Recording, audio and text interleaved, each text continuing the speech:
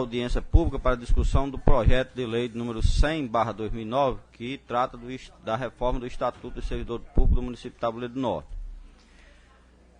Como a gente já se conhece, todos os assessores já se conhecem uns aos outros, e como já na audiência pública passada todos usaram a palavra e deram as suas considerações iniciais, a gente vai passar direto para as discussões. Eu acho que não há necessidade da introdução de nenhum de vocês, porque todos nós nos conhecemos.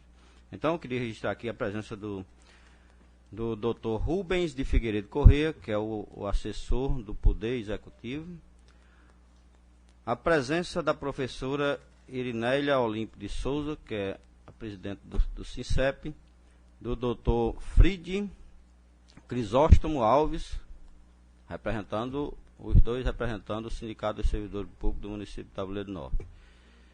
E também, aqui registrando a presença do Dr. Cleiton, representando o Poder Legislativo, Câmara dos Vereadores, e o Dr. Neibson, que também se faz presente aqui, para que a gente possa, da melhor maneira possível, tratar da continuidade dessa reforma.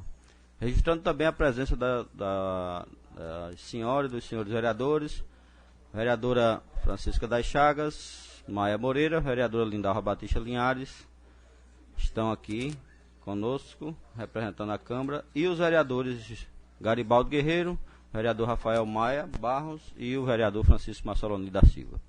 Os demais vereadores tiveram que se ausentar por motivo de força maior e não puderam estar aqui presentes. Mas a gente aqui vai dar continuidade aos trabalhos de reforma do Estatuto dos Servidores do município de Tabuleiro do Norte. Senhoras e senhores, esta já é a quarta etapa dessa reforma. É a quarta, porque no ano passado a gente discutiu por 2 vezes, esse ano nós discutimos. Eu só estou querendo dizer que foi discutido. Eu quero que vocês entendam, a minha linguagem é bem clara. Foi discutido. Estou dizendo que foi resolvido. Foi discutido e tudo que é discutido, a gente cria conhecimento do que a gente discute, né? Então, eu queria que a gente já começasse nas discussões dessa audiência.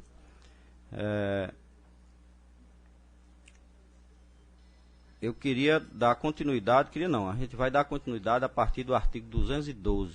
Nós paramos no 211 na última audiência. Aqui vai ser a partir do 212 e agora eu concedo a palavra, mas eu queria em comum acordo que vocês, antes de eu conceder a palavra, eu queria só concluir, que vocês de comum acordo fizessem as inscrições de vocês. 5 minutos para cada orador, para começar as discussões. Mas eu queria também que vocês compreendessem que a maneira como a gente vai fazer vai ser diferente do que a gente vem fazendo. A gente vai fazer a leitura de 5 artigos. Feita a leitura, analisar toda a leitura, em seguida discutir os 5 artigos. Concluir os 5 artigos, leitura de mais 5 artigos. Né? E muito cuidado, eu não vou querer voltar para nenhum artigo que já foi discutido, porque senão a audiência não anda, né? Então vamos anotar a leitura. Eu vou convocar aqui o vereador Rafael Maia Barros para secretariar essa audiência pública e ele vai ler pausadamente, para que a gente vá anotando o que for necessário discutir. O que já for constitucional não precisa ser discutido, porque está na Carta Magna da União, então não há necessidade. Né, doutor Fride, doutor Rubens sabe perfeitamente que não há necessidade de discutir. Então, a gente vai dar celeridade nos nossos trabalhos para que a gente não perca tanto tempo. Hoje o dia todo de trabalho, aqui não tem 1 hora para concluir, não. A hora que concluir é quando é debatido o último artigo. Se não der tempo para hoje, a gente convoca uma outra audiência pública para a gente concluir os nossos trabalhos.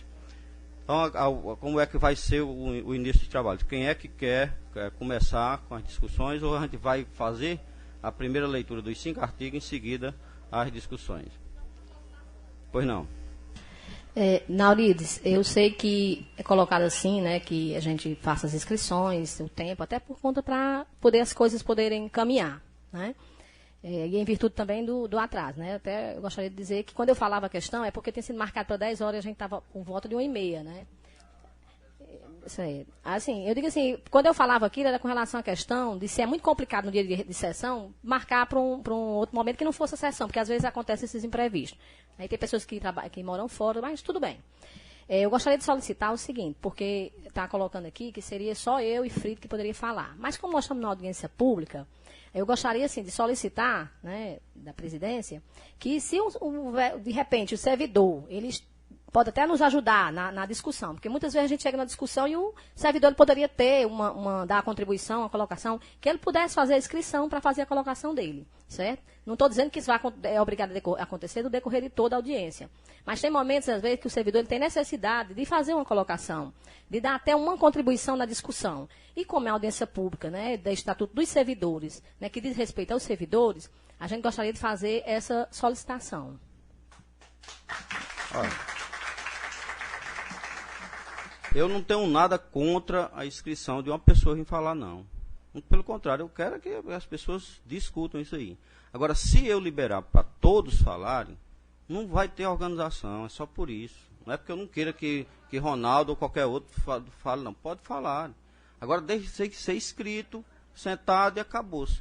Porque se eu botar para todo mundo representar, não basta o presidente, não. O advogado representa já. É só você dizer, rapaz, a minha sugestão é essa. Não, mas eu estou dizendo isso aqui, sabe por quê? Porque eu quero que a audiência pública funcione.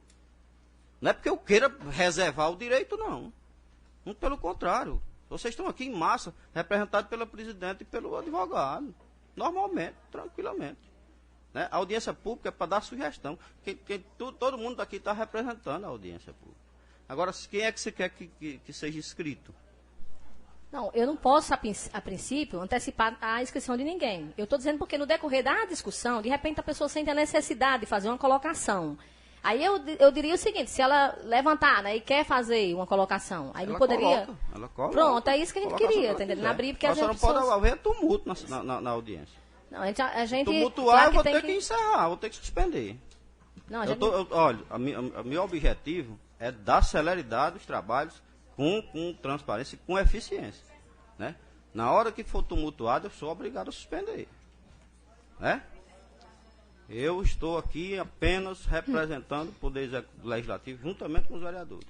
Vocês representam o SINCEP, vocês representam aqui o Poder Executivo. E aqui a gente quer que as coisas sejam o mais transparentes possível. Não estou tirando o direito de ninguém usar a palavra, não. Pelo contrário. Você vem representando a sua classe, representa, mas se você quiser escrever mais alguém, não tem problema. Eu acho que é normalmente plausível isso aí. Né? Vamos dar continuidade. Eu vou solicitar do vereador Rafael Maia Barros efetuar a leitura do artigo 212 ao 216. Então, com a palavra, esses artigos, a gente vai tratar das penalidades e seus efeitos, certo? Com a leitura, o vereador Rafael Maia Barros, a partir do artigo 212. Capítulo 9 das penalidades, seção 1, das penas e seus efeitos. Artigo 212. São penas disciplinares. Item 1, advertência. 2, repreensão. 3, multa. 4, suspensão. 5, destituição de função. 6, demissão. 7, cassação de disponibilidade. Parágrafo 1º. As penas previstas nos itens 2 e 7 a 7 serão registradas no assentamento individual do servidor. Parágrafo 2º.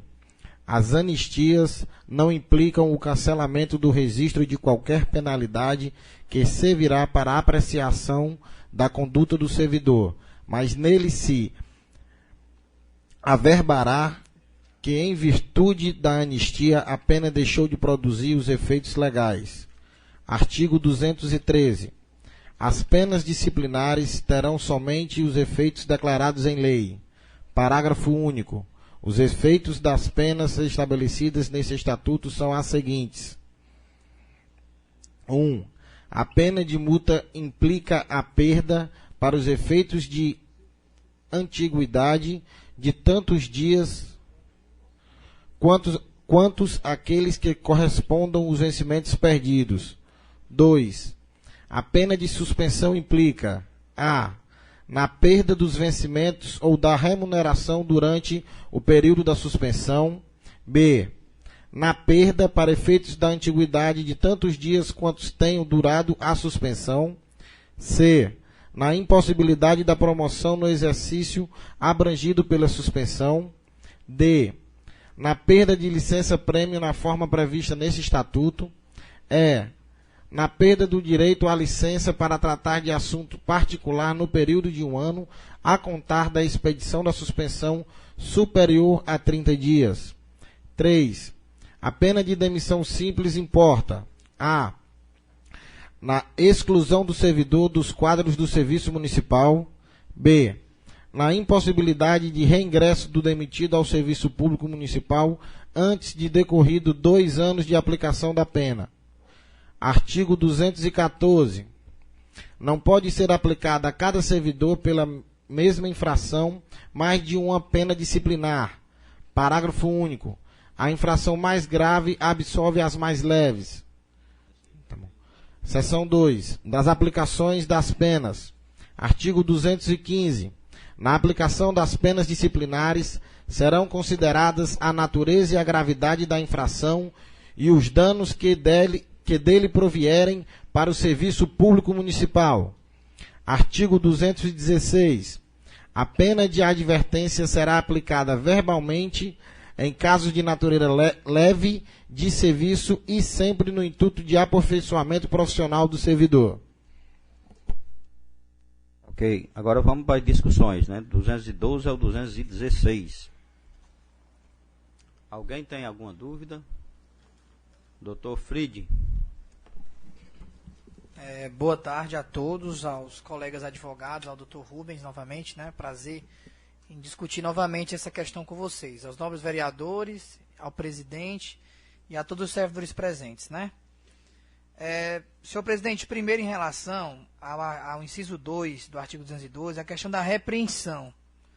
Eu acredito que não seja necessário ter essa penalidade, até porque a repreensão, no caso, ocorre, como tem aqui no próprio estatuto, quando quando o servidor é advertido pela segunda vez. Só que eu não vejo necessidade de ter a repreensão. Eu acho que a advertência é suficiente. Se tiver que ter uma nova advertência, tem. E se for reincididas vezes, aí tem outras punições que por si só absolvem a repreensão, né? Esse é um dos pontos. Inciso 2 do artigo 212. Eu acho que não há... Assim, em outros estatutos... Em outros estatutos, de inúmeros municípios que eu posso citar aqui, Quixadá, Irauçuba, Itapipoca, não existe essa pena de repreensão. A advertência já pula para a multa, né? Outro aspecto aqui é o inciso 5, quando ele fala destituição de função. É apenas uma correção formal, para não ficar muito aberto, mudar, né, para destituição da função de confiança. Porque senão não está especificando que função é essa, aqui no inciso 5. E no inciso, incluir outro inciso aí, que seria no caso o inciso 8, se tirar a repreensão, vai passar a ser o 7º, é a destituição de cargo em comissão. Nesse primeiro artigo seriam essas alterações. Destituição de função de confiança e a outra destituição... retirar a repreensão, destituição da função de confiança, porque aqui está destituição de função, sem especificar o que é, e... Incluir destituição de cargo em comissão, que não tem. É a mesma coisa, não? Tem uma função de confiança e comissão. Cargo de comissão. Qual é a diferença entre advertência, repreensão, destituição de função de confiança e destituição de cargo? Não. É bom a gente estabelecer o que quer dizer cada item desse, para que a gente possa fazer uma avaliação, não sei se é necessário ou se não é necessário aqui no Estatuto. Excelência, porque a repreensão, como eu já havia dito, é quando, aqui no próprio Estatuto fala, é quando por mais de uma vez o servidor é advertido. Não há necessidade de ter uma repreensão, se pode ter outra advertência. É como se a repreensão aqui no caso é como se fosse uma advertência, como é que eu diria? Uma advertência qualificada. Acho que não é essa necessidade da repreensão. Até porque os efeitos da repreensão vão ser igual às advertências. Se tiverem 2 advertências, podem ser aplicadas outras penalidades. Não, a diferença eu acredito que não haja diferença. A única diferença que há É que a repreensão ocorre quando por 2 vezes tem uma advertência. Doutor Rubens. Antes de tudo, boa tarde a todos. Olha, a questão da advertência, da repreensão, o Dr. Fritz comentou alguns estatutos, mas também existem outros estatutos, como do servidor federal e outros que vão ter a repreensão. O caso, etimologicamente, ou questão de o que seria advertência e repreensão, elas podem se confundir, mas vai ser ponto de vista. No caso do Dr. Fritz e do sindicato, eles acham que uma segunda advertência era suficiente. Já o entendimento do Poder Executivo, a palavra repreensão, não que ela vai exatamente para distinguir uma segunda advertência, uma terceira uma advertência, não. Vai ter uma repreensão. Ocorrendo a repreensão, o parágrafo 1º, ele incide sobre ele, que será registrado no assentamento. Aí que está a diferença. A questão não é etimológica, a questão não é do significado. É a questão que, se decidir por uma repreensão, ela vai estar registrada no assento individual. É simples. A gente não precisa pautar assim, advertência significa isso, isso e isso. Repreensão significa isso, isso e isso.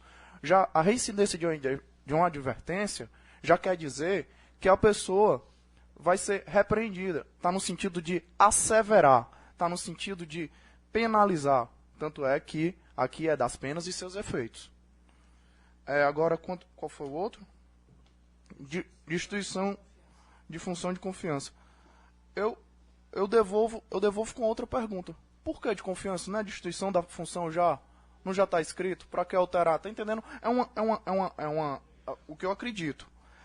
É um pormenor que só vai trazer mais morosidade. Não vai, é destituição da função. Da função de quê? Que ele exerce, não precisa se explicar. E quanto o outro item, carga em comissão para o servidor. Pois é, mas aí já abrange uma outra, mas já está dentro da função. Um cargo em comissão não é uma função que você exerce? Eu estou lhe respondendo, não? Se você tem um cargo em comissão, você não está exercendo uma função, não? Você não está fazendo nada. Assim, eu não estou respondendo, eu estou perguntando, estou respondendo com outra pergunta. Doutor, é porque é o seguinte, se deixar, porque função aqui, a própria palavra no direito administrativo, se ela ficar só, se limitar só à palavra função, você pode pegar qualquer cargo que não seja de confiança, que pode ser uma função, dentro daquele cargo tem uma função. Se ficar a distinção de função, esse inciso vai ficar semelhante ao de demissão, até porque vão ficar iguais, porque quando a demissão, você é colocado para fora da sua função, e você perde o cargo. E aqui no caso, se você especificar, aqui no caso tem que ser especificado, porque a lei tem que ser amarrada, não pode deixar nenhuma brecha, não pode ficar em sentido muito genérico e deixar em aberto simplesmente a palavra função, e sim especificar a destituição da função de confiança, porque a função que ele está se referindo aqui não é a função simples, né? É a função específica de confiança. E tem uma diferença sim, entre a função de confiança e o cargo em comissão. Ok. Porque há servidores, sim, aqui nesse município, há servidores que exercem cargo de comissão e que podem ser destituídos desses cargos, como pena. Ou seja, porque se não tiver essa previsão aqui, pode depois, a prefeitura não ter nem, isso é para a própria prefeitura, não ter base legal depois, para destituir, como é que ele vai aplicar uma penalidade de destituição de alguém que está em um cargo de comissão, se não tem previsão legal disso? Estou dando choque. Então pode...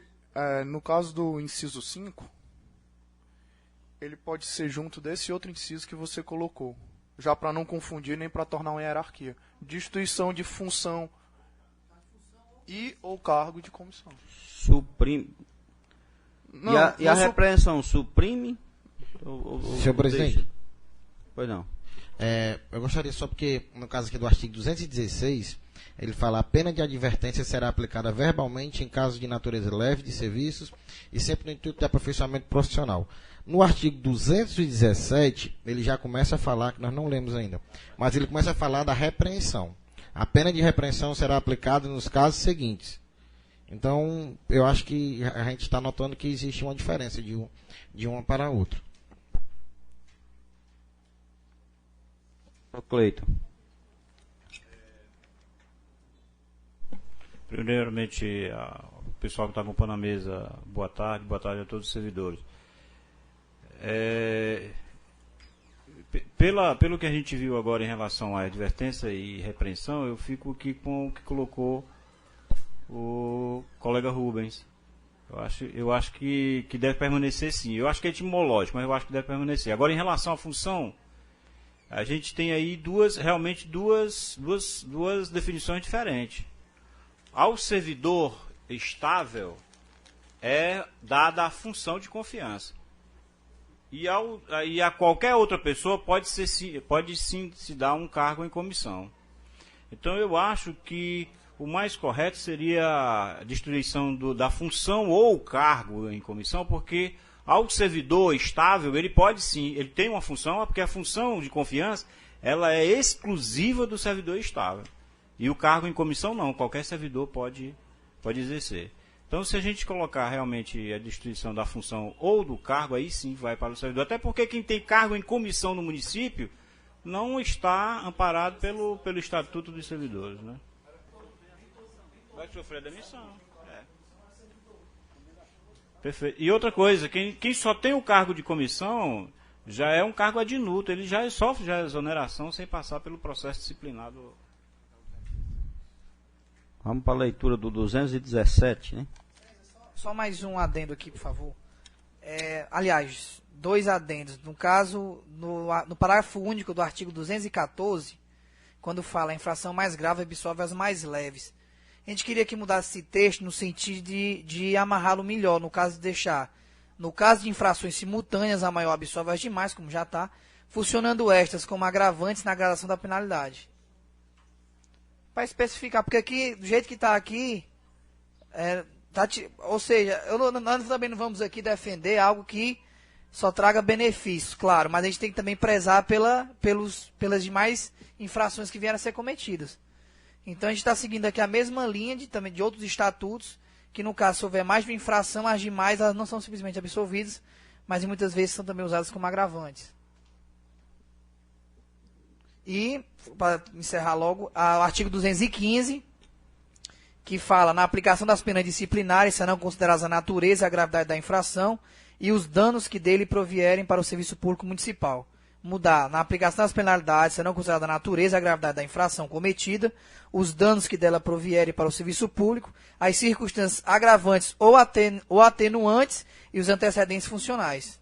Para quem, nesse caso, tiver cometido uma primeira infração, não seja aplicada, não seja tratada como alguém que já é reincidente. Por mim, esse parágrafo único aqui, isso quer dizer que além da grave, continuar leve, né? No caso, assim... Porque no caso a mais grave absolver a mais leve, você queria deixar os dois...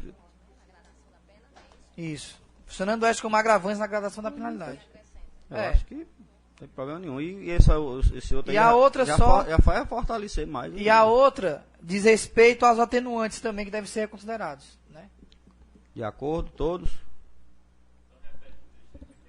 Repita aí o texto para ele digitalizar. No parágrafo 214, no caso de infrações simultâneas, a maior absolve as demais, funcionando estas como agravantes na gradação da penalidade. E isso é no parágrafo único.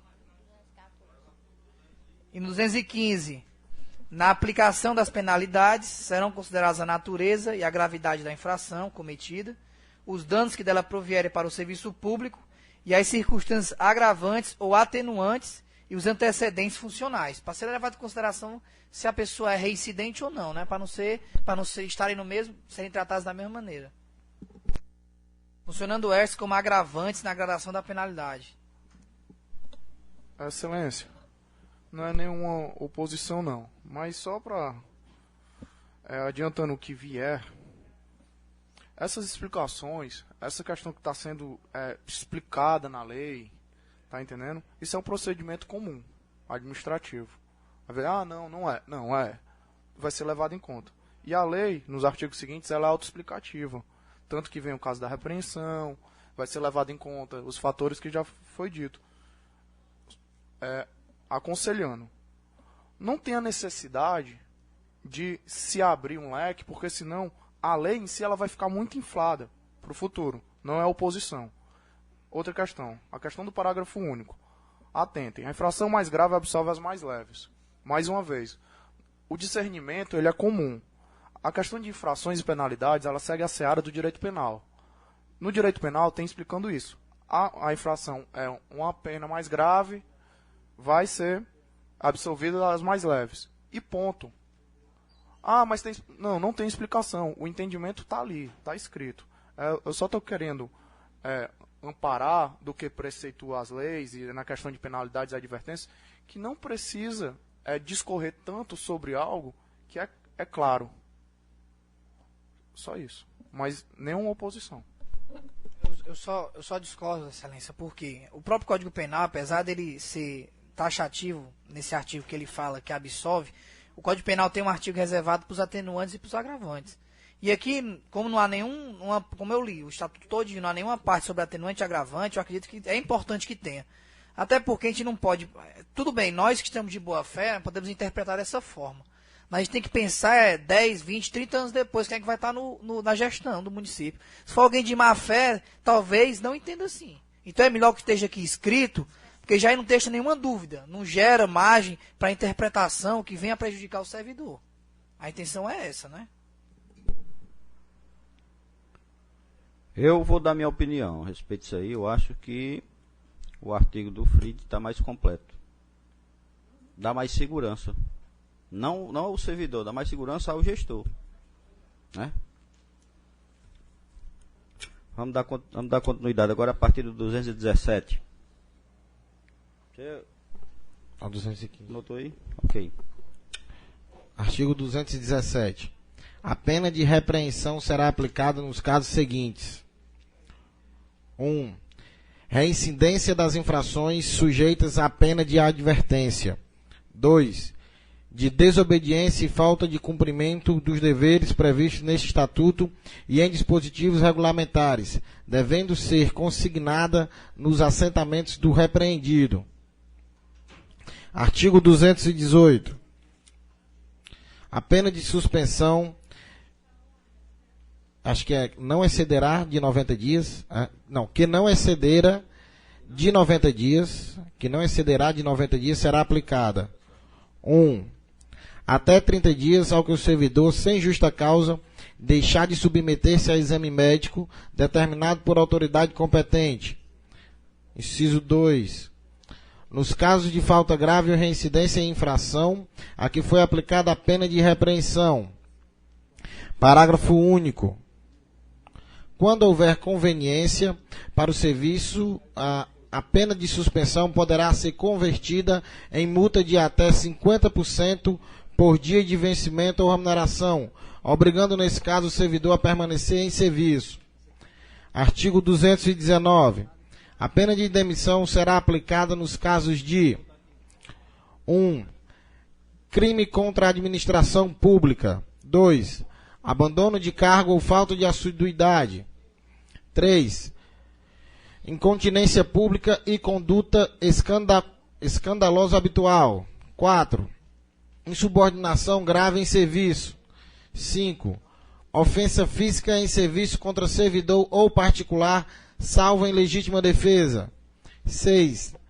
Aplicação irregular dos dinheiros públicos. 7. Lesão aos cofres públicos e dilapidação do patrimônio municipal. 8. Corrupção passiva nos termos da lei penal. 9. Transgressão de qualquer dos itens do artigo 188 deste Estatuto. Vamos retornar ao 188? Só um instante. Eu estou com 2 abertos aqui. Não é o 188, viu? Não é o 188? É 174. 174. Eu tive a curiosidade de pesquisar já, que não era o 188. Das proibições. Ao servidor é proibido. Seria isso? É 174. Faça o seguinte, vereador Rafael, dá uma lida no 174 e uma lida no 188, para a gente ver qual é a diferença. Novamente, no inciso 9. Transgressão de qualquer dos itens do artigo tal desse Estatuto. 174 fala, ao servidor é proibido 1. referir-se de modo depreciativo pela imprensa em informação, parecer ou despacho às autoridades e atos da administração pública, podendo, porém, em trabalho assinado, apreciá-lo do ponto de vista doutrinário ou de organização dos serviços com fito de colaboração e cooperação. São mais itens falando sobre as proibições de servidores. 188. 188 nem item tem. Nem item tem. 188 realmente não tem. Do regime de tempo integral, o 188 fala. Ok, então E foi feita havendo alteração engano aí, aqui não é 188, é 174, não é assim? É. Isso. E antecipando no inciso 10, não é 192 não, é 178. Ok.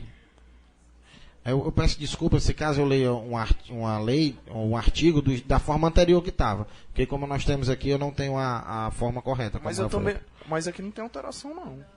Não, mas não é foi porque feito não, alteração. no 88... Está sendo feito agora. No inciso 10º, Sim. o Vamos lá. artigo a que ele se refere, qual é? Não é 192, não? É 178.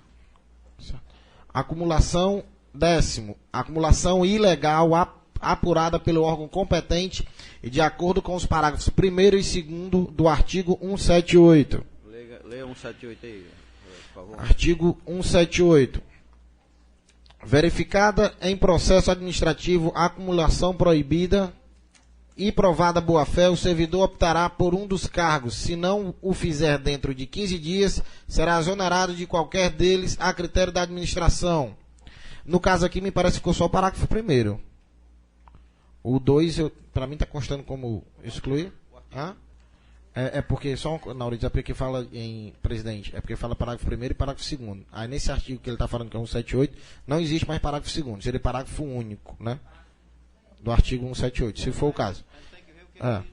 O 192. Também não tem nem parágrafos. Artigo 192. O servidor em regime de tempo integral e dedicação exclusiva prestará serviço em 2 turnos de trabalho quando sujeito ao expediente diário. Parágrafo 1 do O artigo. 178 não Parágrafo tem mais parágrafo 1º e 2º? Não. Virou parágrafo único. O parágrafo 2º do artigo 178 foi excluído. Parágrafo 1º. Considere-se abandono de cargo a ausência ao serviço sem justa causa por mais de 30 dias consecutivos. Parágrafo 2º. Será ainda demitido o servidor que faltar ao serviço durante o período de 12 meses por mais de 60 dias interpoladamente sem justa causa. Parágrafo 3º. Caracterizado o caso de demissão, publicar-se-á edital notificando o servidor para comparecer ao serviço dentro de 7 dias, se estiver no município, e de 30, quando se achar fora dele ou em lugar incerto, sendo esta formalidade indispensável para a aplicação da pena de demissão. Parágrafo 4º. O edital a que se refere o parágrafo anterior será mandado publicar pelo chefe da divisão de pessoal ou presidenta da comissão de inquérito. Artigo 220. O ato de demissão mencionará sempre a causa da penalidade e seu fundamento legal. Artigo 221. Não, 220, né? 221, correto.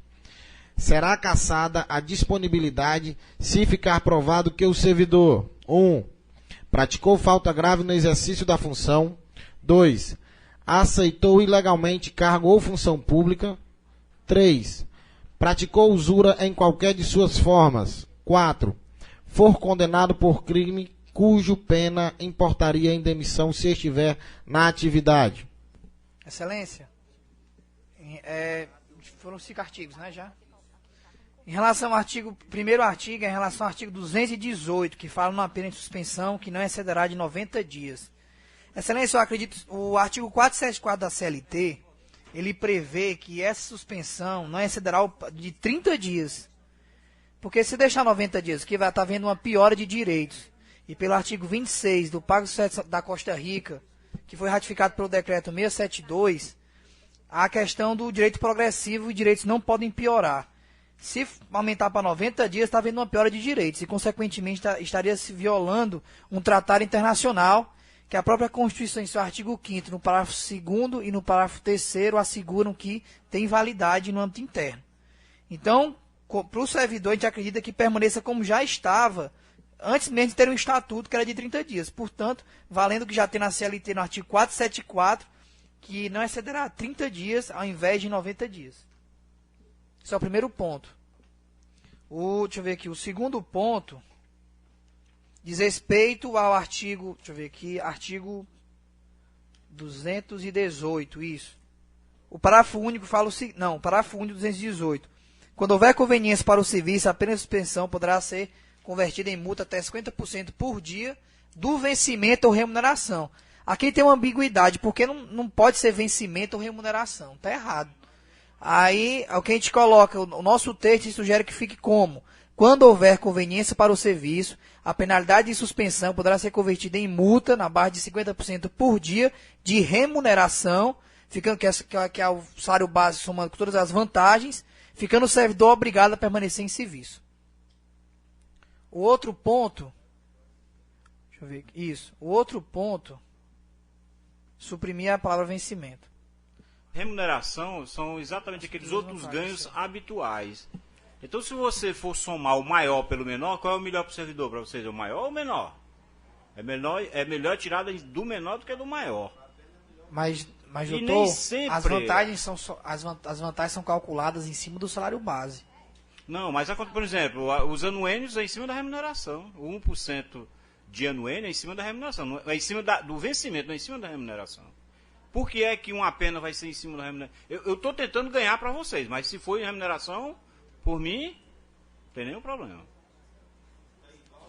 É remuneração. É remuneração. Doutor, Foi não. permita a correção mesmo, é porque o doutor Valdeci, ele mandou, ele deve ter errado aqui, realmente tá certo, é vencimento mesmo. Até porque a remuneração é a somatória das vantagens, está correto. É porque viu errado mesmo aqui, perdão. Outro ponto que a gente queria alterar também, fala que no inciso 4 do artigo 219, insubordinação grave em serviço. A gente gostaria que esse texto ficasse indisciplina ou insubordinação graves reiteradas e reiteradas. Inciso 4.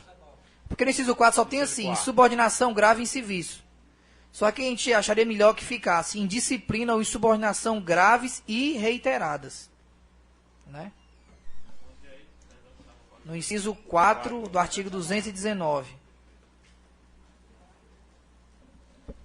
A gente também queria que no inciso 8º do artigo 219, onde tem corrupção passiva nos termos da lei penal, ficasse só o termo corrupção mesmo, envolvendo qualquer tipo de corrupção, seja passiva ou qualquer outra.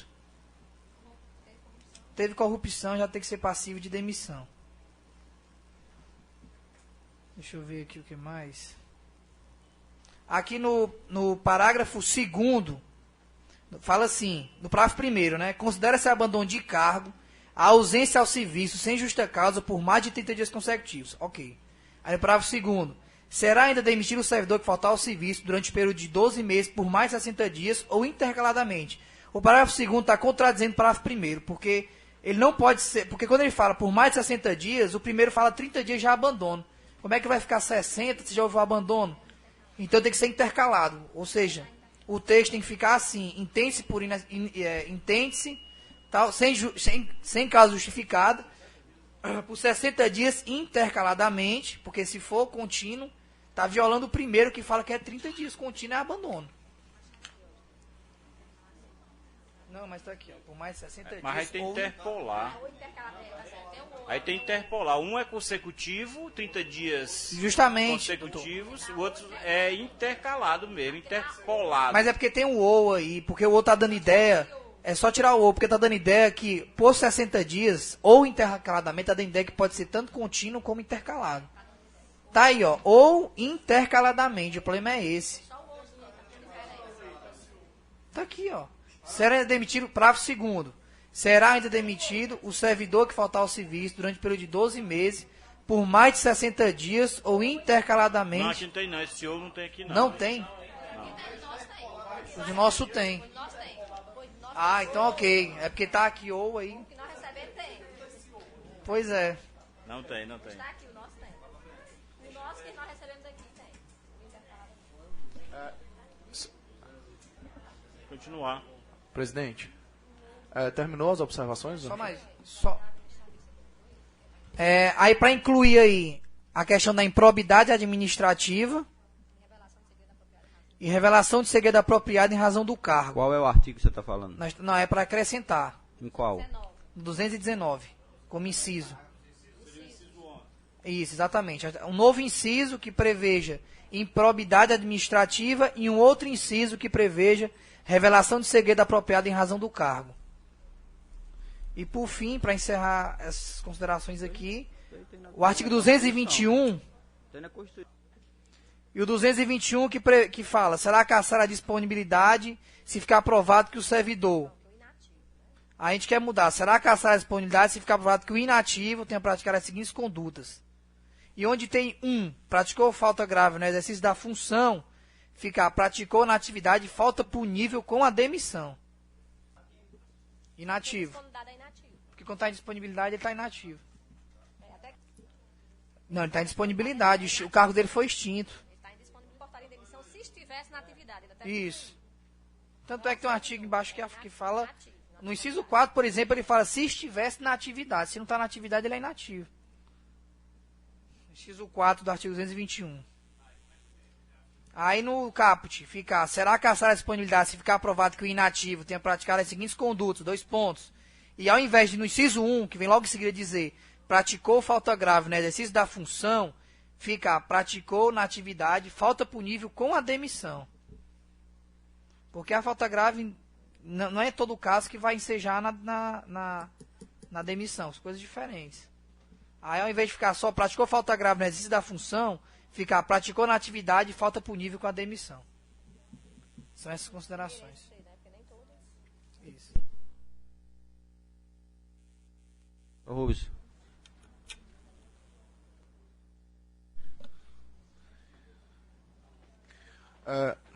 Presidente. Doutor Rubens, deixe só a gente fazer uma breve observação na leitura do artigo 57, vereador Rafael, sobre a disponibilidade. Faça a leitura, por favor.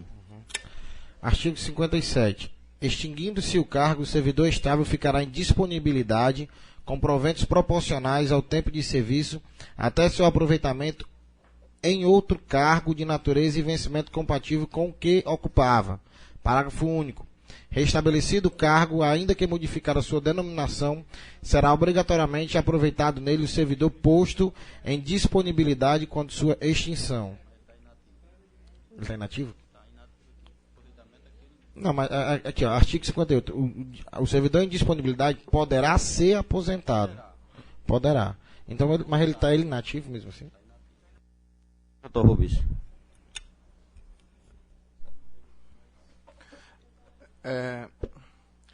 Quanto ao artigo 18, no parágrafo único, quando houver conveniência para o serviço, a pena de suspensão poderá ser convertida em multa até 50% por dia do vencimento ou remuneração, obrigando, nesse caso, o servidor a permanecer em serviço.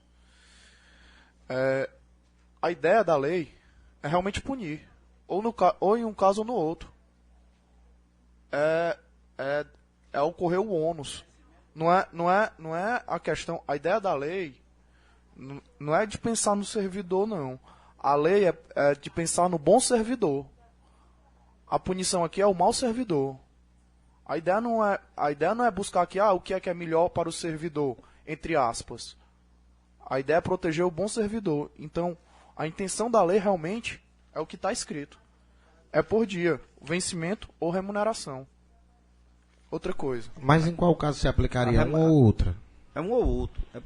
É um ou outro. Qual é o caso que existe só a remuneração? Que existe só a remuneração. Qual é o caso? Sem o vencimento?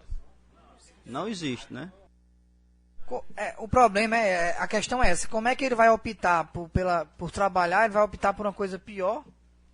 Acho assim, tem que ser vencimento. Até porque tem que se levar em conta o princípio da proporcionalidade entre a pena que vai ser aplicada e a falta.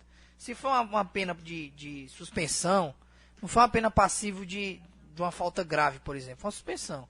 Mas aplicar a remuneração, eu acho que vai além da proporcionalidade. Eu acho que não é bem assim. Até porque se ele for suspenso, por exemplo, se ele ficar 30 dias afastado, ele não vai ter tantos prejuízos, não. E se ele voltar para trabalhar, que seria muito melhor para a administração, porque de qualquer forma o servidor iria voltar ao trabalho. Eu acredito que o servidor, claro, eu estou precisando de servidor de boa fé. Se o servidor que voltou está arrependido e não vai cometer nenhuma falta grave, então ele não vai ter motivo nenhum para ser descontado da remuneração dele. Acho que o vencimento é mais do que suficiente. Até pela própria proporcionalidade. Porque a administração não vai perder. Doutor Fritz, senhor presidente, eu entendo tudo isso. Eu sou servidor estadual. Eu entendo tudo isso. Tá entendendo? Sendo que, felizmente ou infelizmente, eu estou esclarecendo a lei. Se foram ditos pelo menos uns 7, a lei ela não abrange, ela não protege os CIS. A lei, no sentido da penalidade da sanção, é horrível de se ler. Mas se a gente pensar aqui, eu vou dar só um exemplo do dia a dia lá em Fortaleza. Eu detesto aqueles caras de azul que multam. Mas eles só vão me multar se eu transgredir a lei. Ninguém está pensando se não. A lei é para penalizar. Se você não quer penalidade, não erre. Então você não tem que passar a mão na cabeça do mau servidor, não. Mesmo porque o mau servidor está fazendo com que o bom servidor que está aqui acompanhando o dia a dia vá trabalhar mais. É porque é o seguinte.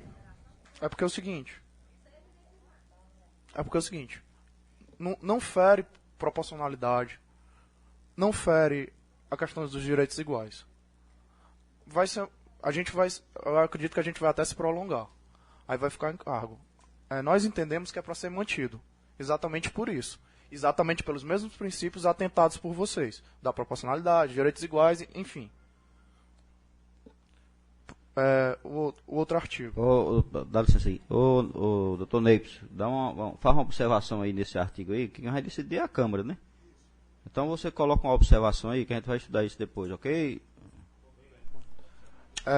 Quanto ao artigo 219, a pena de demissão será aplicada nos casos. Eu vou fazer uma pergunta. Foi enumerado aqui crimes basicamente contra o erário, administração pública, enfim. O sentido dessa pena de demissão quando se comete um crime não é por conta que é grave se cometer um crime? Não seria o caso. Existem poucos estatutos. Aí eu vou perguntar qual seria o entendimento da casa e dos servidores e de seus representantes. Não seria o caso de crimes dolosos transitados em julgados? Cite-se, e vou citar os piores. Quer dizer que um servidor vai trabalhar com outro servidor, um estuprador? Um homicida? É a pergunta que eu faço. Quanto aos incisos. Inciso 4. Insubordinação grave em serviço. Mais uma vez estão primando pelo mau servidor. Insubordinação grave reiterada. Ora, se a insubordinação ela é grave, por si só, não precisa ser reiterada. Se você tem um subordinado, e esse subordinado aufere algum tipo de desonra a você, será que ele vai ter que auferir reiteradas vezes a desonra a você ou a sua família? É a pergunta que eu faço. Qual foi o outro inciso? Corrupção perfeita, os demais perfeitos. Doutor, permita-me, excelência. A gente não está querendo proteger o servidor que não é servidor, que está lá para... Não é isso. Que isso fique bem claro, até porque o sindicato nunca vai defender servidor que não está exercendo devidamente o seu papel. Jamais. Da mesma forma que a gente sabe criticar, da mesma forma que a gente tem um poder de brigar com o poder executivo, de brigar com o legislativo, a gente também tem um poder aquele servidor é punido 2 vezes, tanto pela falta que ele cometeu em relação à administração, como pelo próprio sindicato. Porque a gente jamais vai aceitar um servidor que comete faltas graves. Claro que não. O intuito aqui é não deixar a punição desproporcional. Demais. Era muito fácil, por exemplo, até o próprio Código Penal, por exemplo, eu vou citar esse exemplo aqui, depois explico por quê. O Código Penal cita a pena máxima que um ser humano pode ficar preso 30 anos. 30 anos. Mas até mesmo o estuprador, o homicida, ou seja lá quem cometeu um crime bárbaro, ele tem uma progressão de pena e eu nunca vi Raros casos são, e os casos mais polêmicos, é que uma pessoa vai cumprir uma pena em regime totalmente fechado. Não vai, porque ela progride de pena. E quando eu estou falando em relação a esse servidor que vai ser punido, é importante porque a gente tem que pensar que quem pode estar no futuro, aqui na gestão do município, é alguém que pode interpretar isso aqui, se deixar a coisa aberta aqui, vai prejudicar o servidor. E vai. Porque senão, isso aqui a gente está pensando só no servidor que faz o que é errado. Mas se for um servidor que faz o que é certo, ele for vítima de uma perseguição política. Como é que... É complicado a gente pensar aqui que vai ter sempre alguém dentro do Poder Executivo que vai entender da forma que a gente está pensando aqui. Tem que deixar amarrado na lei. Se a gente fala em disciplina ou insubordinação grave e reiterada, é porque não é todo o caso que vai ter falta grave que vai ocorrer a demissão, não. Até porque se tem a penalidade de repreensão, é porque se a pessoa é advertida e pode ser advertida uma segunda vez, eu não acredito que aqui, no momento que se cometeu uma falta grave, é imediatamente aplicável o caso de demissão. Claro, nos casos que estão previstos aqui, tudo bem. Mas não são todos os casos de falta grave que vão ser punidos com a demissão. A questão é essa. A gente só quer que fique reiterado para esclarecer uma diferença. Qual? Quem reitera, quem é reincidente, merece uma punição de demissão. Agora, quem não é reincidente, que às vezes comete uma falta grave pela primeira vez, aí eu me pergunto, um réu primário, ele não tem benefício no Código Penal, não? Tem. Ele cometeu o crime? Cometeu, mas é réu primário. Se ele é réu primário, ele tem as atenuantes? Tem. Um servidor que comete a primeira falta grave tem que ter atenuante também. É o que... Perdão, minha garganta tá horrível. É o que a gente acha que é mais proporcional, é a gente seguir a mesma previsão que o Código Penal estabelece. Só que são realidades bem diferentes, claro, porque o Código Penal são para delitos penais, e aqui são ligados à administração e ao cargo do servidor, claro. Mas a gente quer seguir da mesma forma que o Código Penal prevê a primariedade para o criminoso, para o estuprador, que tem primariedade, a gente também quer prever a primariedade para o servidor público. Com a palavra, doutor Rubens. Só encerrando. Vossa Excelência, o Executivo quer manter a questão do inciso. E só uma inobservância quanto à lei, eu não farei muito, para não me estender. A questão dos 30 anos, a pessoa sim passa 30 anos fechado. Eu posso citar em números porque... Pois é, passa os 30 anos. Por isso que tem penas de 100, 120 anos. Porque quando tem a progressão de regime, ele vai progredir e vai passar os 30 anos fechados. E quanto à primariedade, não isenta a pessoa. Se você está pedindo que ele está sendo contraditório, o estuprador é réu primário? É sim. Mas ele não precisa estuprar outra vez para ser preso e condenado. E aqui tem a necessidade de ser reiterado para sofrer a punição. Por isso que a gente quer manter. O doutor Neipso vai fazer a observação aí e o plenário vai decidir sobre essa questão aí. Vamos prosseguir. Alguém mais quer fazer alguma ressalva sobre esses 5 artigos que foram lidos? Vereador Rafael Maia, dá um prosseguimento aí a... Artigo 222. Para efeito de graduação das penas disciplinares, serão sempre tomadas em conta as circunstâncias em que a infração estiver sido cometida e as responsabilidades do cargo ocupado pelo infrator. Parágrafo 1º. São circunstâncias atenuantes da infração disciplinar, em especial: 1. O bom desempenho anterior dos deveres profissionais. 2. A confissão espontânea da infração. 3. A prestação de serviços considerados relevantes por lei. 4. A provocação injusta do superior hierárquico. Parágrafo 2º. São circunstâncias agravantes da infração disciplinar, em especial: 1. A combinação com outros indivíduos para a prática da falta. 2. O fato de ser cometida durante o cumprimento da pena disciplinar. 3. A acumulação de infração. 4. A reincidência. Parágrafo 3º. A acumulação dá-se quando 2 ou mais infrações são cometidas na mesma ocasião, ou quando uma é cometida antes de ter sido punida a anterior. Parágrafo 4º. A reincidência dá-se quando a infração for cometida antes de se passar 1 ano sobre o dia em que tiver findado o cumprimento da pena imposta em consequência da data da infração anterior. Não existe data, desculpa. Artigo 223. Prescreverão 1. Em 2 anos, a falta sujeita a penas de repreensão, multa ou suspensão. 2. Em 5 anos, a falta sujeita a pena de demissão ou de destituição da função. B. A cassação de disponibilidade. Parágrafo 1º. A falta também prevista na lei penal como crime prescreverá juntamente com este. Parágrafo 2º. O curso de prescrição começa na data da infração e se interrompe pela abertura do inquérito administrativo.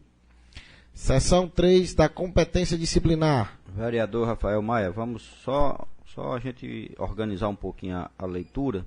Antes de passar para a terceira sessão, vamos discutir, porque na terceira sessão já é outro assunto. Então vamos discutir para a gente concluir as penalidades. Em seguida a gente passa para as competências.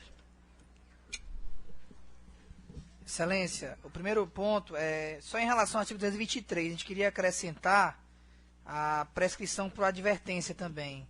Acrescentar um inciso que preveja o seguinte: em 180 dias quanto à advertência. Seria só esse adendo ao artigo 223. Isso, acrescentaria outro inciso, exatamente, inciso terceiro. Deixa como já está e coloca como inciso terceiro 180 dias quanto à advertência, que não tem.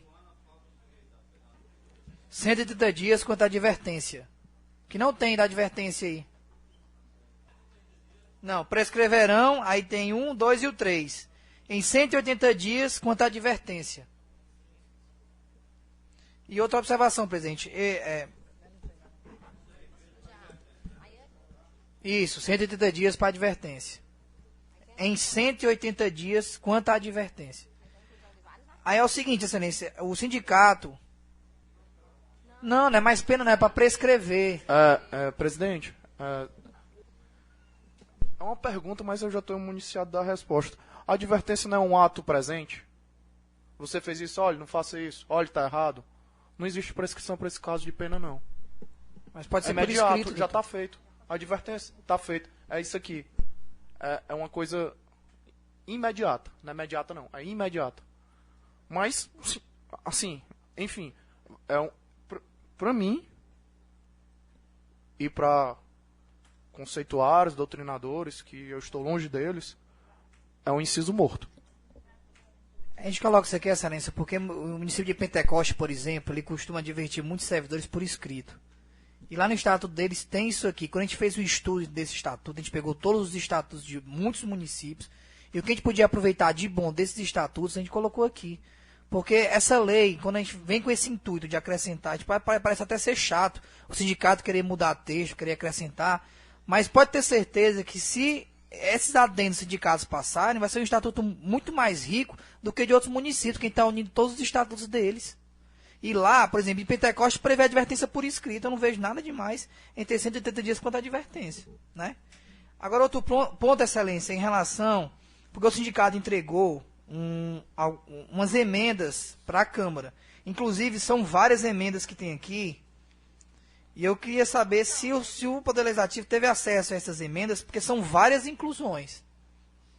Dentro dessa sessão ainda. Várias, são muitas inclusões. E eu queria saber se o Poder Legislativo teve acesso a essas emendas. Todas as sugestões, os emendas estão aqui na Câmara. Foram encaminhados para cá. Aí como é que vai ser trabalhado? Ele está aqui para debater. Então, exatamente. Eu vou ler. Pode, que nós estamos para isso. Excelência, eu não vou falar o número do parágrafo porque não vai ter que acrescentar conforme está a ordem aí, mas o parágrafo que a gente gostaria de incluir é o artigo 223 e em diante a gente criou alguns parágrafos e criamos também alguns artigos. É dentro da aplicação das penas. Isso. Esse 223 de vocês é os atos, diligências... É o prescreverão, onde tem prescreverão, Prescreverão, aí tem parágrafo 1º, parágrafo 2º.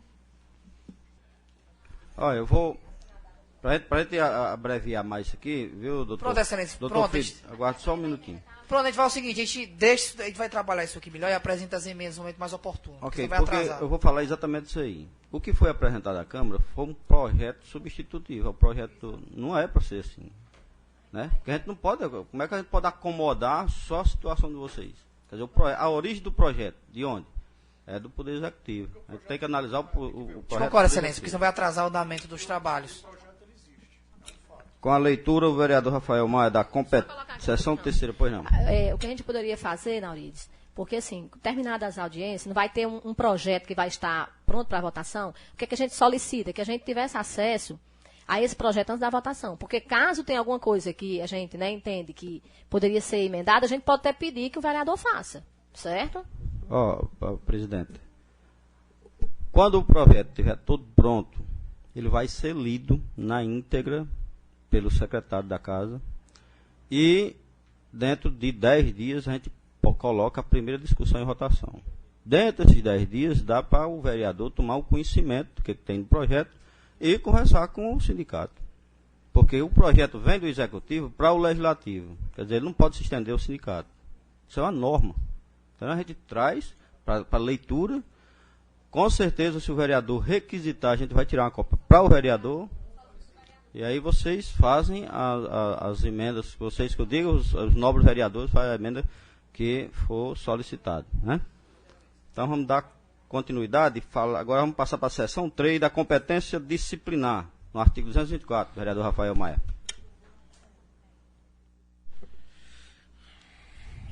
Artigo 224. São competentes para a aplicação das penas disciplinares. Inciso 1. Prefeito municipal ou presidente da Câmara nos casos de demissão e cassação da disponibilidade. 2. Os diretores de departamento e chefes de divisões nos demais casos. Parágrafo 1º. Os superiores hierárquicos são sempre competentes para aplicar penas da competência de seus inferiores. Parágrafo 2º. Nenhum superior poderá delegar a subordinado a sua competência para punir, sendo permitida a delegação para a execução de atos do inquérito administrativo. Capítulo 10 da suspensão preventiva. Artigo 225. A suspensão preventiva até 30 dias prorrogáveis por mais de 30 dias poderá ser ordenada pelo prefeito municipal em despacho motivado, desde que o afastamento do servidor seja necessário para que este não venha a dificultar a apuração da falta cometida. Parágrafo único. Enquanto não for julgada a infração do servidor suspenso, será a devida remuneração equivalente a que o servidor percebia no último mês antes de seu afastamento. Artigo 226. O servidor terá direito: 1. A contagem do período de afastamento que exceder no prazo de suspensão disciplinar aplicada. 2. A contagem de tempo de serviço relativo ao período em que tenha estado suspenso, quando do processo não houver resultado pena disciplinar ou esta se limitar à advertência ou repreensão. Senhor presidente, aqui teremos outro título, seria bom discuti-lo. Vamos discutir logo esse título para passar para o seguinte. 224 ao 226. 3 artigos. Só acrescentar, excelência. Aqui no 225, onde ele fala: suspensão preventiva até 30 dias prorrogáveis por mais 30 dias, poderá ser ordenada pelo prefeito municipal em despacho motivado, desde que o afastamento do servidor seja necessário para que este não venha dificultar a apuração da falta cometida. A gente gostaria que ficasse assim: a autoridade competente poderá determinar a suspensão preventiva do servidor até 30 dias, prorrogáveis por mais 30 dias, se fundamentalmente houve necessidade de seu afastamento para a apuração de falta imputada sem prejuízo da remuneração. Porque como fala acima, que são várias autoridades que podem ter competência para... Mas ele falou outra coisa também, não foi? A nossa proposta é: a autoridade competente poderá determinar... Essa aqui tá. Tá. É o 225 aqui, da gente. Isso. Como tinha a ver uma coisa com a outra, a gente colocou como se fim, entendeu? Não, é porque a gente colocou abaixo, nossa, qual seria o texto que a gente Agora, quando nós defende, colocar, né? nós podemos todas as emendas separadas. O senhor defende que retire esses 30 dias por mais 30? Não. O que a gente defende é que seja trocada a palavra prefeito municipal por autoridade competente e que seja colocado como não vem previsto, sem prejuízo da remuneração. Não tem nesse daí. Mas na nossa proposta, a gente quer que coloque sem prejuízo da remuneração. Que não tem no original. Mas no parágrafo 1º aqui ele não fala: enquanto não for julgada a infração do servidor suspenso, será devida a remuneração equivalente ao que o servidor percebeu no último mês em seu afastamento. Parágrafo único. Ok, perdão. Ok, então acrescenta só a autoridade competente. Podemos continuar?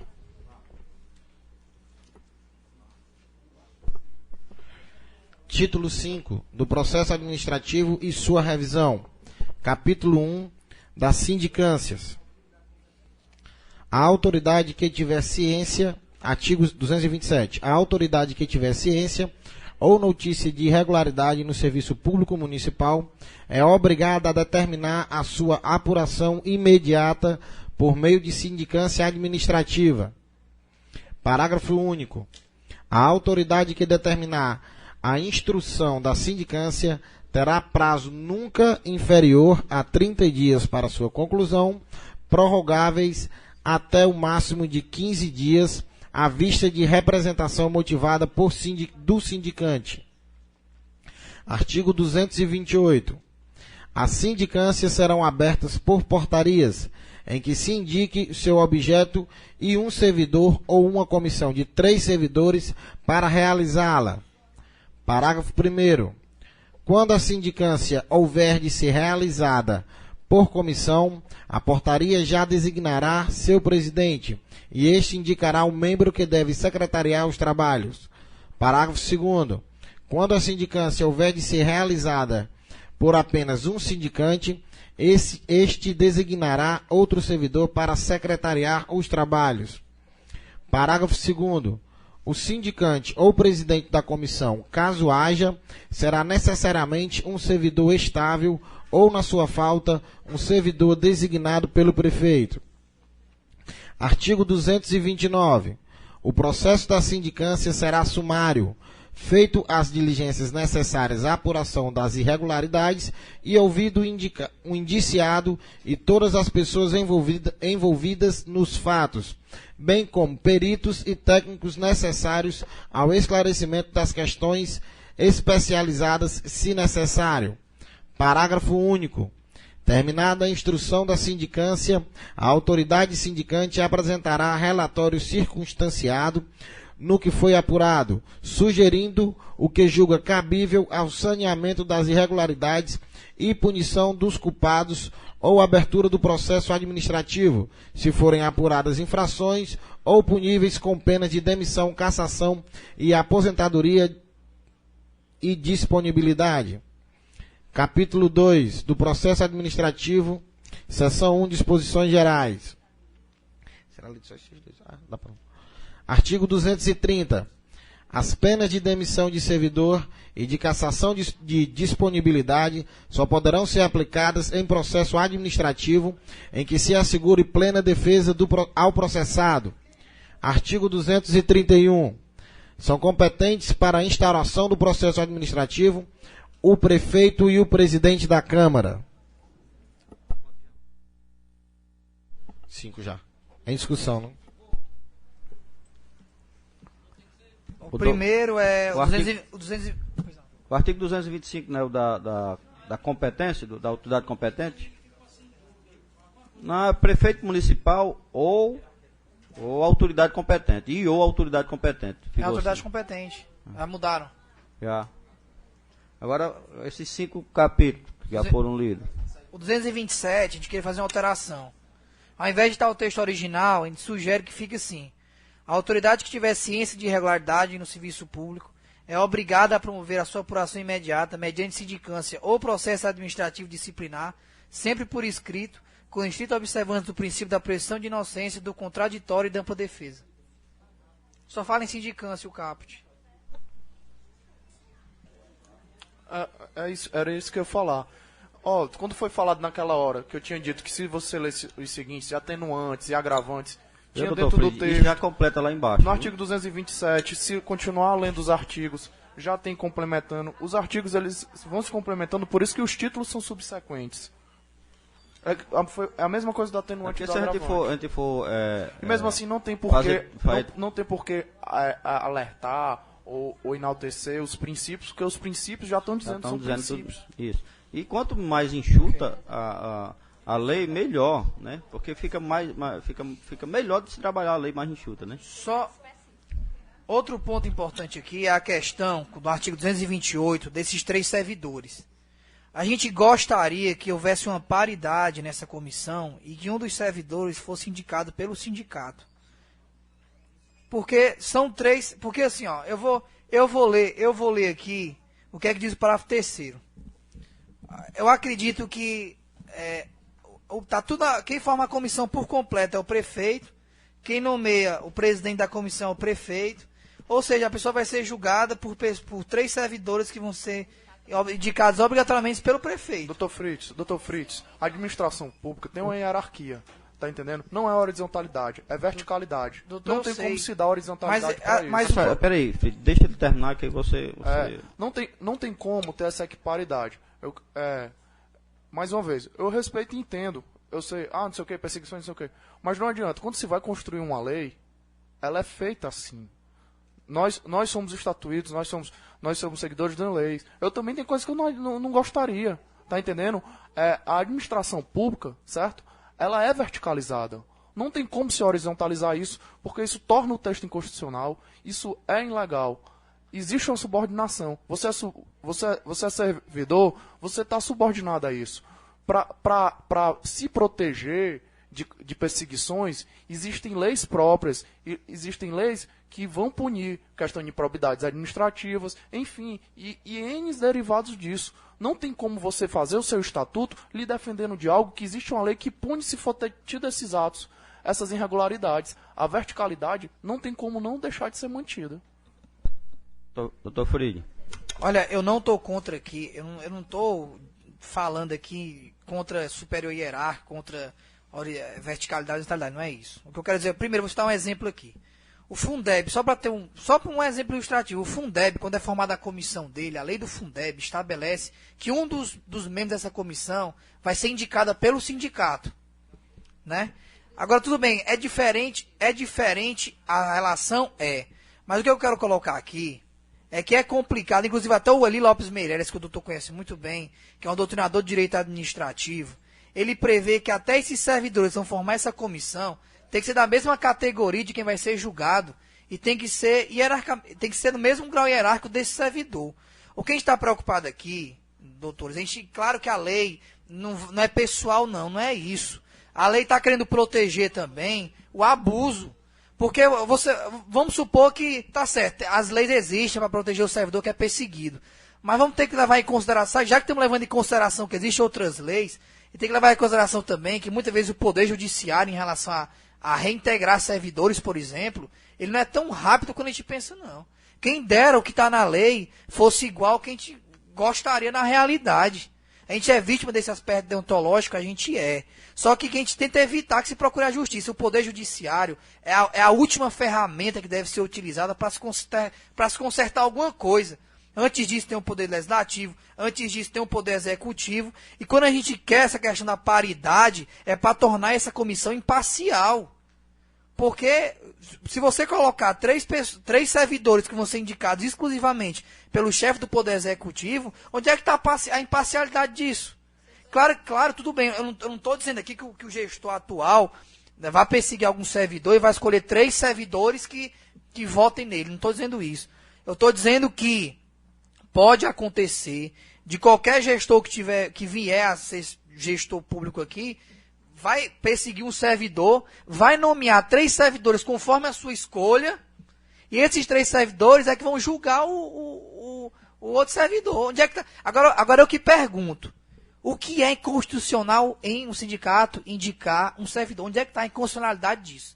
Porque eu não me lembro de nenhum artigo na Constituição Federal que vede o sindicato de poder nomear algum servidor que faça parte dessa comissão. Até porque não estou tirando o poder do prefeito de nomear ninguém, não. O prefeito vai ter esse poder ainda.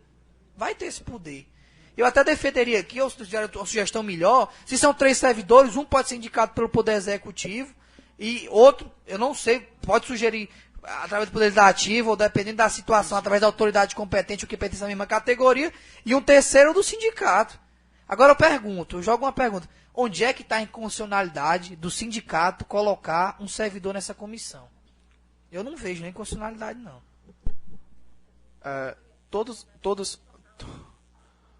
Todas as suas indagações, Dr. Fritz, foi respondida por você mesmo. Por quê? A questão não é inconstitucionalidade. A questão é princípios. Você desconhece algum artigo que fale isso na lei. Eu não conheço todos os artigos da lei. E eu acredito que ninguém. Quanto ao Poder Legislativo indicar um, Poder Executivo indicar um, Sindicato indicar um, eu vou lhe dizer o que é isso. É conflito de poderes. É claro, é o Poder Executivo que indica. É a mesma coisa que você pedisse para o presidente Lula não nomear seus ministros. E por analogia, sim, é diferente. É diferente. Mas aqui é o Poder Executivo que nomeia. E ponto. Aí a Câmara vai votar. Tudo bem. Mas, como representante do Poder Executivo, eu só estou alertando para um fato e acredito que tem que ser mantido. Professor Irinélio. Vamos pegar um exemplo bem prático, né? A questão aqui é da sindicância, viu, pessoal? Apurando uma falta que o servidor tenha cometido. Aí aqui ele diz no parágrafo 3º, o sindicante ou o presidente da comissão, caso haja, será necessariamente o servidor estável, ou na sua falta, o servidor designado pelo prefeito. Em resumo, aqui está que praticamente o prefeito poderia indicar tudo, porque não pode nem, né, ele está dizendo aqui, não pode nem ser colocado no do sindicato. Mas digamos que, porventura, né, o prefeito não seja perseguição mesmo. Vamos trabalhar com a questão das práticas, vamos. Vamos trabalhar com a questão da prática? Seja um prefeito querer perseguir. Aí ele não tendo estável, ele vai nomear. Aí digamos que ele nomeie uma pessoa que é cargo de confiança. Esse servidor ele vai ter autonomia, ele vai ser imparcial para poder julgar? Se muitas vezes pode estar em jogo até a questão do próprio cargo dele. E outra coisa, até pegando aqui a questão do Fundeb, que eu sei que não tem aqui, pode ser que não tenha uma coisa a ver com a outra, é tanto que na questão do conselho do Fundeb, o presidente do conselho não pode ser do executivo. Não pode ser uma pessoa que tenha cargo comissionado uma função de gratificação. Por quê? Porque essa pessoa não vai ter autonomia para estar, de certa forma, fiscalizando. É no mesmo caso aqui. Será que a pessoa que vai ser indicada pelo prefeito, ele vai ter autonomia, vai estar imparcial para poder julgar o servidor? A nossa preocupação é essa. Então, eu não vejo qual é o problema de ter um membro que seja indicado ou pela categoria ou pela entidade que o representa. A minha opinião é que o gestor indique. Agora, a gente vai colocar em plenário. Viu, doutor Neibs? Você observa aí que isso aí ia ter que ser decidido em plenário. Ok? Vamos para frente. Até o 231, mais alguma coisa, doutor Fritz?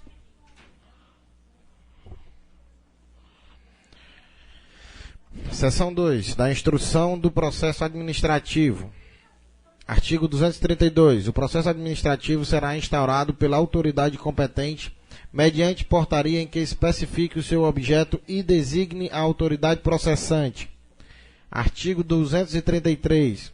O processo administrativo será realizado por uma comissão composta de 3 servidores na forma do artigo anterior.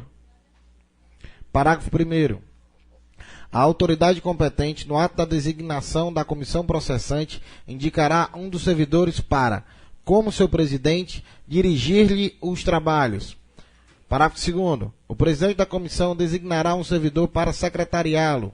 Parágrafo 3º. O presidente da comissão será necessariamente um servidor estável ou, na sua falta, um servidor designado pelo prefeito. Artigo 234. A comissão processante, sempre que necessário, dedicará todo o tempo aos trabalhos do processo, ficando seus membros, em tal caso, dispensados dos serviços na repartição, durante o curso das diligências e elaboração do relatório. Artigo 235. O prazo para a realização do processo administrativo será de 60 dias, prorrogáveis por mais 30 dias, mediante a autorização que determinou a sua instauração e nos casos de força maior. Parágrafo 1º. A comissão processante, imediatamente após receber expediente de sua designação, dará início ao processo, determinando a citação pessoal do indiciado, a fim de que possa acompanhar todas as fases do processo, marcando o dia para a tomada de seu depoimento. Parágrafo 2º. Achando-se o indiciado em lugar incerto, será citado por edital no prazo de 30 dias. Artigo 236. A comissão processante procederá a todas as diligências necessárias ao esclarecimento dos fatos, recorrendo, quando preciso for, a técnico ou peritos. Parágrafo único. É facultado ao acusado a indicação de assistente pericial. Lidos 5 artigos. Algum questionamento? Até o 236? Artigo 237. Os atos, diligências, depoimento e as informações técnicas ou periciais serão reduzidas a termo nos autos do processo. Parágrafo 1º. Dispensear-se o termo no caso de informações técnicas ou de perícia, se constar de laudo junto aos autos. Parágrafo 2º. Os depoimentos testemunhais serão tomados em audiências na presença do indiciado e de seu defensor, para tanto devidamente certificados. Parágrafo 3º. É facultado ao indiciado ou ao seu defensor perguntar às testemunhas, por intermédio do presidente, que poderá indeferir perguntas que não tiverem conexões com a falta, consignando-se no termo as perguntas indeferidas. Artigo 238. Se as irregularidades, objeto de processo administrativo, constituírem crime, a comissão processante encaminhará cópia das peças necessárias ao órgão competente para a instauração do inquérito policial. Algum questionamento? Seção 3. Da defesa do indiciado. Artigo 239. A comissão processante assegurará ao indiciado todos os meios indispensáveis à sua plena defesa. Parágrafo 1º. O indiciado poderá constituir procurador para tratar de sua defesa em qualquer fase do processo. Parágrafo 2º. No caso de revelia, a comissão processante designará de ofício um servidor ou advogado que se incumba da defesa de indiciado rével. Artigo 240. Tomado o depoimento do indiciado, terá ele vista do processo na repartição pelo prazo de 5 dias para preparar sua defesa prévia e requerer as provas que deseja produzir. Havendo 2 ou mais indiciados, o prazo será comum e de 20 dias após o depoimento do último deles. Artigo 241.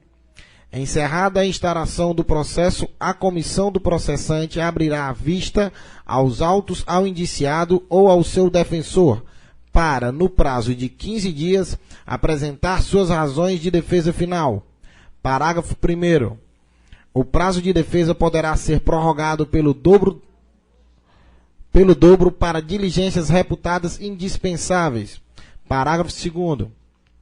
A vista dos autos será dada na repartição, onde estiver funcionando a comissão processante e sempre na presença de um servidor devidamente autorizado. Algum questionamento, doutor Fritz? Alguns lados? Seção 4. Da decisão do processo administrativo. Artigo 242.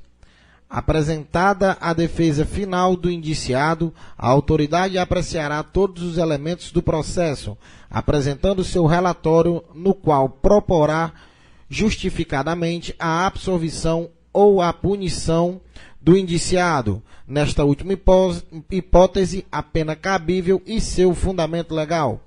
Parágrafo único. O relatório e todos os seus elementos dos autos serão remetidos à autoridade que determinou a abertura do processo, no prazo de 20 dias, a contar da apresentação de defesa final. Artigo 243. A comissão processante ficará à disposição da autoridade competente até a decisão final do processo, para prestar qualquer esclarecimento julgado necessário. Artigo 244. Recebidos os elementos previstos no parágrafo único do artigo 228, a autoridade que determinou a abertura do processo apreciará as conclusões da comissão processante, tomando as seguintes providências no prazo de 5 dias. Artigo 228. Procede esse artigo aqui mesmo? 228. Que ele faz referência? Faz, né? Artigo 244, ele fala: recebidos os elementos previstos no parágrafo único do artigo 228. O 228 não é parágrafo único, não. Tem 3 parágrafos. 229?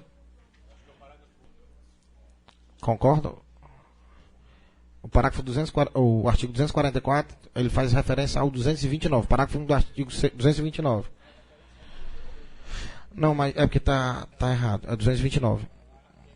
É. Inciso 1. Se discordar das conclusões do relatório, designará outra comissão ou autoridade para reexaminar o processo e, no prazo máximo de 5 dias, propor o que entender cabível, ratificando ou não o relatório. Inciso 2. Se acolher as conclusões do relatório da comissão processante no prazo máximo de 5 dias, a. aplicará a pena proposta se for competente. B. Remeterá o processo ao chefe do poder competente com sua manifestação para a aplicação da pena sugerida quando esta for de competência da autoridade. Algum questionamento até o artigo 244? Algum questionamento até o artigo 244? Artigo 245. O prefeito ou presidente da Câmara deverá proferir a decisão no prazo de 10 dias, prorrogáveis por mais 5 dias. Parágrafo único. Quando a irregularidade for considerada crime, a autoridade competente comunicará o fato à autoridade judicial para os devidos fins e, concluído o processo na esfera administrativa, remeterá à autoridade judiciária competente, ficando translado na prefeitura. Artigo 226. Da decisão final do processo são admitidos os recursos e pedidos de consideração previstos nesse estatuto. Artigo 247. O servidor submetido a processo administrativo só poderá ser exonerado a pedido após a conclusão definitiva do procedimento a que estiver respondendo e desde que reconhecida sua inocência. Artigo 248. A decisão definitiva proferida em processo administrativo só poderá ser alterada através do processo de revisão. Algum questionamento até aqui? Capítulo 3. Da revisão do processo administrativo. Artigo 249. Dentro de 5 anos contados da punição, poderá ser requerida a revisão da sindicância ou do processo administrativo de que resultou a pena disciplinar, quando se aduzirem fatos ou circunstâncias suscetíveis de justificar a inocência do requerente. Parágrafo 1º. A revisão só poderá ser requerida pelo servidor punido, salvo o disposto no parágrafo seguinte. Parágrafo 2º. Tratando-se de servidor falecido ou desaparecido, a revisão poderá ser requerida por seu cônjuge, ex-cônjuge, em caso de falecimento, ou parentes consanguíneos ou afins em linha reta ou colateral até o 3º grau. Artigo 250. Correrá a revisão em apenso aos autos do processo originário. Parágrafo 1º. O requerimento devidamente instruído será encaminhado ao prefeito para formular o competente parecer. Parágrafo 2º. Se procedentes das razões alegadas no requerimento, o prefeito designará comissão de revisão para estudar o pedido e apresentar relatório. Parágrafo 3º. Não constitui fundamento para a revisão a simples alegação de injustiça na penalidade. Artigo 251. Concluído o encargo da comissão revisora em prazo que não excederá 90 dias, será o processo com o respectivo relatório encaminhado ao prefeito ou ao presidente da Câmara, que julgará no prazo de 20 dias. Artigo 252. Julgada procedente a revisão, torna-se-á sem efeito a penalidade imposta, restabelecendo-se todos os direitos por ela atingidos. Posso dar... Dr. Fritz. A gente tem algumas propostas em relação ao caput do artigo 249 primeiro, né? A gente gostaria, excelência, que mudassem a redação e ficasse assim. Ele diz, dentro de 5 anos, contados da punição, poderá ser requerida a revisão da sindicância do processo administrativo, de que resultou a pena disciplinar, quando se aduzirem fatos ou circunstâncias suscetíveis de justificar a inocência do requerente. A gente gostaria que ficasse assim. O processo disciplinar poderá ser revisto a qualquer tempo, a pedido ou de ofício, quando se aduzirem fatos novos ou circunstâncias suscetíveis de justificar a inocência do punido ou a inadequação da penalidade aplicada. Aí 2 pontos. Inciso 1. A adesão for contrária ao texto da lei ou à evidência dos autos. 2. A decisão se fundar em depoimentos, exames ou documentos falsos ou viciados. 3. Forem aduzidas novas provas suscetíveis de atestar a inocência do interessado ou de autorizar diminuição da pena.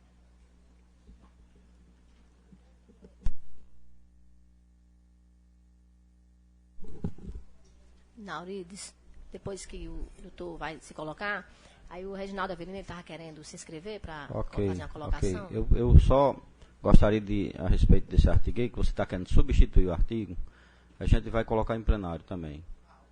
Você procura um vereador e encaminha a emenda, que é melhor do que a gente discutir aqui. Do jeito que você está dizendo, está modificando totalmente a redação. Né? Que aí vai causar uma discussão muito extensa aqui. E a gente não chega a nenhum denominador. Então é melhor vocês preparar a emenda, porque no caso aí é uma substituição que vocês estão fazendo aí, né? É melhor fazer pelo vereador que a gente traz a plenário.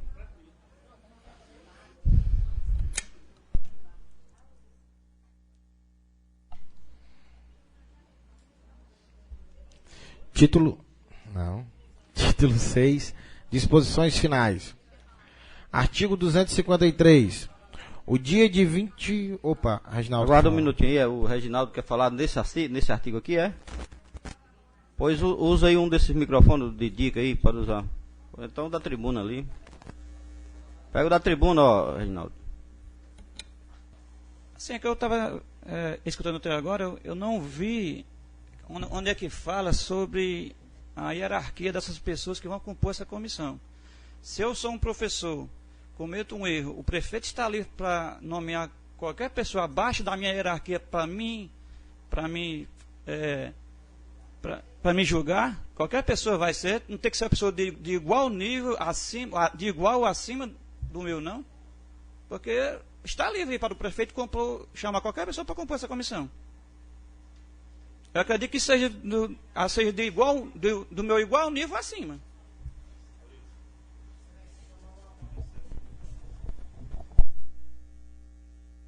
A partir do esclarecimento, o Supremo Tribunal Federal, na revista dos tribunais 195/36, já decidiu nesse sentido, dizendo que o servidor que for ser julgado só poderá ser julgado por alguém que seja do mesmo nível hierárquico que pertence à mesma categoria. Mas a gente vai apresentar isso como emenda. Proposta de emenda, né? Todos concordam? Vamos para frente. Título 6, disposições finais. Artigo 253. O dia 28 de outubro será consagrado ao servidor público municipal. Artigo 254. Contar-se-ão por dias corridos os prazos previstos neste estatuto. Parágrafo único. Na contagem dos prazos, salvo disposições em contrário, excluir-se-á o dia do começo e incluir-se-á o dia do vencimento, se esse dia cair em véspera de feriado, sexta-feira, sábado, domingo, feriado ou ponto facultativo, o prazo considera-se prorrogado até o primeiro dia útil. Artigo 255. São isentos de emolumentos os requerimentos, certidões e outros papéis que, na órbita administrativa, interessarem ao servidor público municipal. Artigo 256. Por motivo de convicção filosófica, religiosa ou política, nenhum servidor poderá ser privado de quaisquer de seus direitos, nem sofrer alteração em sua atividade funcional. Artigo 257. É vedada a transferência ou remoção de ofício do servidor investido em cargo eletivo, desde a expedição de diploma até o término do mandato. Artigo 258. O servidor candidato a cargo eletivo, desde que exerça em cargos de chefia, direção, fiscalização ou arrecadação, será afastado do exercício a partir da data em que for feita a sua inscrição perante a Junta Eleitoral até o seguinte ao do pleito. Parágrafo único. Durante o afastamento imposto neste artigo, o servidor perceberá o vencimento ou remuneração de seu cargo efetivo, contando o tempo de afastamento apenas para aposentadoria, progressão funcional e por antiguidade. Artigo 259. É assegurada licença sem prejuízo de vencimentos ao servidor dirigente ou representante sindical enquanto vigente o seu mandato. Parágrafo único. É vedada a licença de mais de um servidor da mesma categoria para exercício de cargo de direção ou representação sindical. Faltam 4 artigos, eu posso terminar? Artigo 260. Ficam assegurados aos servidores públicos municipais todos os direitos e vantagens adquiridos na legislação anterior. Artigo 261. O prefeito e o presidente da Câmara expedirão a regulamentação necessária à perfeita execução deste estatuto, observados os princípios gerais neles consignados e de conformidade com as exigências, possibilidades e recursos do município, aplicando subsidiariamente à Prefeitura a legislação estadual ou federal sobre a mesma matéria e desde que com ela explícita ou implicitamente não colida. Artigo 262. A presente lei entra em vigor na data de sua publicação, revogada a Lei Municipal número 266, de 24 de novembro de 1980 e demais disposições em contrários. Artigo 263. Esta lei entra em vigor na data de sua publicação, revogada as disposições em contrário. 266-458/94. De 19/10/94. Como? Como é que você... A Lei 458, essas demais disposições contrário, implica a Lei 458/94. Ok, a leitura foi a partir do 253 ao 263, está em discussão. Excelência, eu quero aqui abrir um grande parêntese, aliás, a respeito desse parágrafo único do artigo 259, que fala assim: é vedada a licença de mais de um servidor da mesma categoria para o exercício de cargo de direção ou representação sindical. Esse parágrafo único é inconstitucional e totalmente inconstitucional, e eu vou dizer por quê. Primeiro, eu vou repetir, e seria até bom, eu até aconselharia que os nobres vereadores anotassem esses artigos e o que eu vou falar agora, até porque serve como fundamentação, e vocês mesmos vão poder se consultar depois para verem que o que eu vou falar aqui é a realidade. Primeiro, o Brasil, em seu artigo 5º, parágrafo 2º e parágrafo 3º, ele se submete à legislação internacional. O que é que o parágrafo 3º fala? Fala que os tratados internacionais que versarem sobre direitos humanos serão força de emenda constitucional. Isso coloca os tratados internacionais em um grau hierárquico acima de qualquer norma municipal que tem aqui. É que se equivalendo a uma norma federal. O artigo 26 do Pacto de São José da Costa Rica, que foi ratificado pelo Brasil pelo decreto 678/92, prevê que não pode haver supressão de direitos. Ou seja, o Brasil se comprometeu nesse tratado a um regime de direito progressivo. O que é isso? O país se comprometeu a não tirar direitos e sim a garantir novos direitos. Além disso, o artigo 22 do Pacto de Direitos Civis e Políticos, também ratificado pelo Brasil, defende a mesma coisa. O Pacto Internacional sobre Direitos Econômicos e Culturais, no artigo 8º, defende a mesma coisa. As convenções da OIT 87, 98 e 151 defendem a mesma coisa. O artigo 104 da Lei Orgânica e o artigo inciso 3, se eu não me engano, e o artigo 104A, não estou lembrando do parágrafo agora, também prevêem a mesma coisa. Ou seja, a gente vê que a questão da liberação de dirigente sindical é um direito que, inclusive, já é assegurado pela própria Lei Orgânica Municipal. E a gente pode ver também muitos sindicatos que a liberação não é só de um servidor, ou de um servidor só de uma categoria, não. Independente disso, o que vai valer não é ele pertencer à categoria X ou Y, e se ele está no cargo de dirigente sindical que foi eleito. A questão é essa, né? Inclusive é importante que a gente lembre aqui, quem está fazendo uma reforma, estamos adequando o estatuto às leis que estão em vigência agora, mas a gente não pode piorar o que já era direito garantido. Eu até gostaria, permita-me, de ler um trecho do hino nacional de Tabuleiro do Norte, que fala o seguinte: já soou tabuleiro clarim que anuncia uma bela vitória. Hoje livre tu marchas, enfim, confiante em teus filhos para a glória. Nossos filhos lerão tua história e honrarão de seus pais a memória. Como é que os filhos vão honrar a memória se a gente regredir no estatuto, tirando um direito que já existe para a liberação do dirigente sindical, né?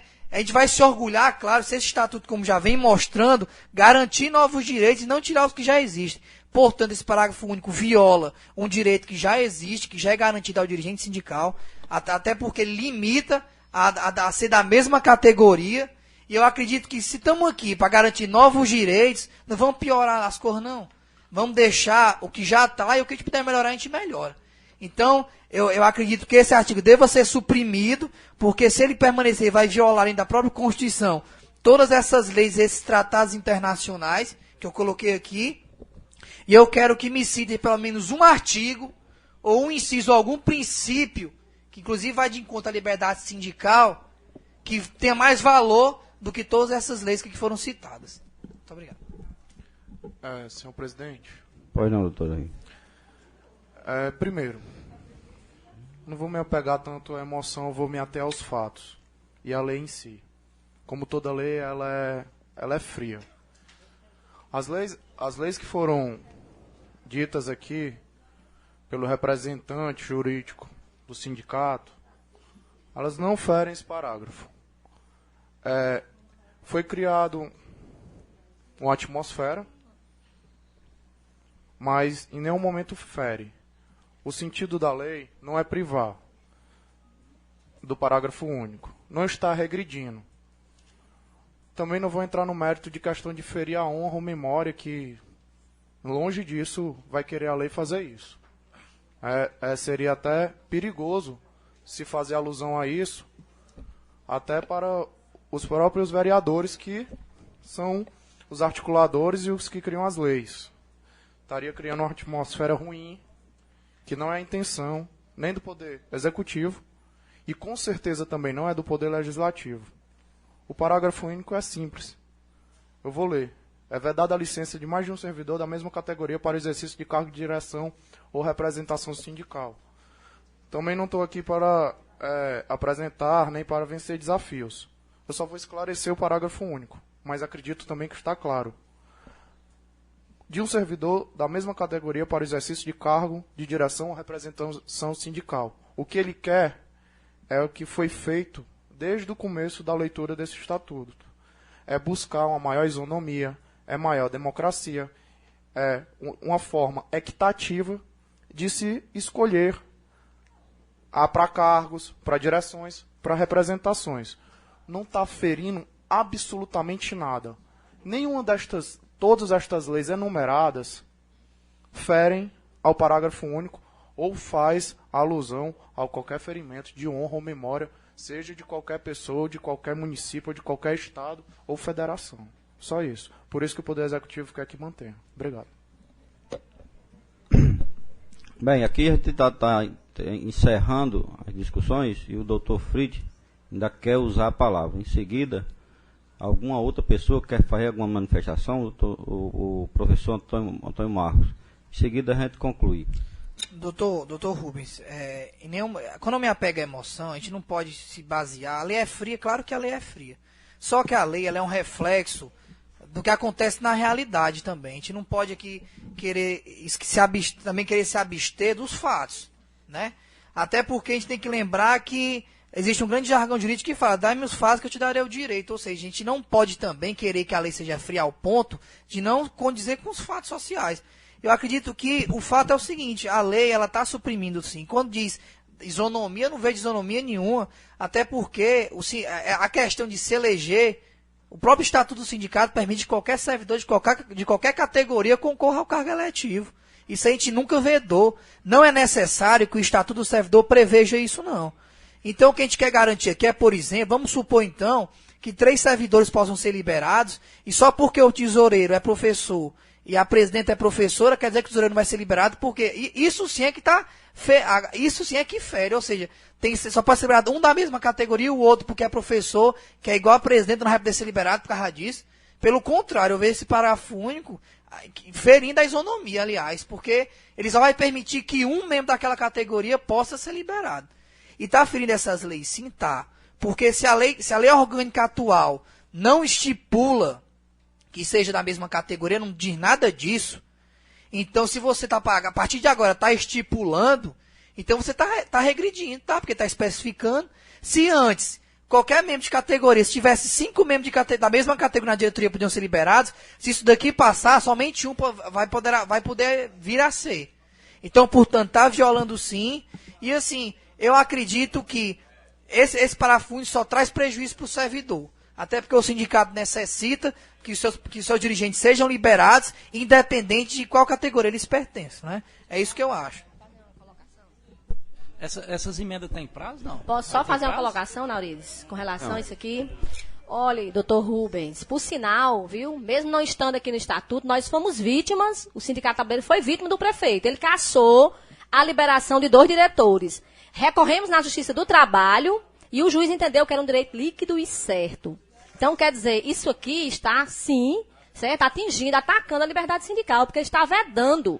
Ou seja, eu posso me candidatar, mas eu não posso assumir. Por quê? Porque está vedando. Então, eu acho que vai contra toda essa questão, é contrária à questão da liberdade. Aí eu gostaria só de frisar, nós fomos vítimas, mesmo não tendo uma lei, certo? O Sindicato Tabuleiro. Mas nós revertemos na Justiça, porque a Justiça entende que é um direito líquido e certo. Então, nós, os servidores, entendemos que isso aqui deve ser suprimido. É a nossa proposta.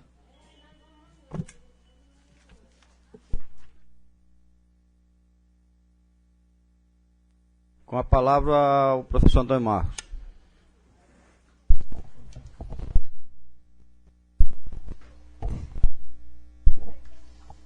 Senhor presidente, só contribuindo para a discussão aí, doutor Rubens, é o seguinte: porque quando se coloca, ao meu ver, um artigo como esse, a prefeitura está cometendo uma ingerência, né, no sindicato.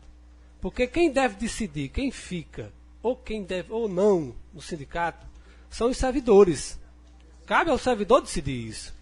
Então, o que é que acontece aqui, por exemplo, doutor Rubens? Se algum dia fundar um sindicato só de professores do município de Tabuleiro do Norte, aí vai ficar só uma pessoa lá, porque diz que não pode ficar 2 professores. Né? Por exemplo, o sindicato do presidente aqui, a Cefaz, se tivesse essa lei no Estado, aí todo mundo tem a mesma profissão. Aí ia ficar só um lá, porque disse que não pode ficar. Né? O sindicato dos bancários, aí não, só pode ficar, mas não dos bancários, não pode ficar só um. Inclusive, geralmente em todos os sindicatos, no mínimo se fica 3.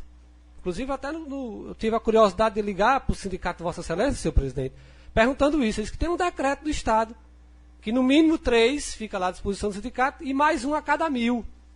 Então, por que o Tabuleiro vai cometer essa ingerência, onde a responsabilidade de dizer quem fica ou quem não fica à disposição do sindicato cabe aos trabalhadores, não cabe ao prefeito dizer isso. Se algum dia tiver aqui um sindicato só de fiscal de tributos, né, aí não vai poder ficar 2 ou 3 lá, porque não é categoria. Então, eu acho que é uma ingerência, eu acho que não contribui, sabe, Rubens? Eu acho que cabe aos trabalhadores decidir quem fica ou quem não fica à disposição do sindicato. Eu acho que tem que ser realmente suprimido esse artigo, até pela questão democrática, que quem tem que decidir somos nós trabalhadores e não o prefeito, quem vai ficar à frente do sindicato. Obrigado. Senhoras e senhores vereadores. É uma pergunta. Nesse caso, né, encerrou a discussão. A gente pode, que no caso vai se colocar para a lei, tá? Mas eu quero só perguntar outra coisa. Com relação à votação. Essa votação dessa reforma do Estatuto pode ser feita numa reunião itinerante? Eu queria tirar essa dúvida. Antes de encerrar, eu vou esclarecer. A sessão itinerante, ela é uma sessão normal. A Câmara Municipal funciona, só que não é no plenário vereador José Mendes Sobrinho. É um plenário itinerante. Onde a gente está lá, tem a mesma autoridade, né, e pode ser votado qualquer, inclusive até a LDO nós votamos numa sessão itinerante. Né? Agora eu vou explicar aqui, algum vereador quer usar a palavra antes da gente concluir? Ninguém quer mais usar a palavra, então a gente vai encerrar a sessão. Olha, nós vamos agora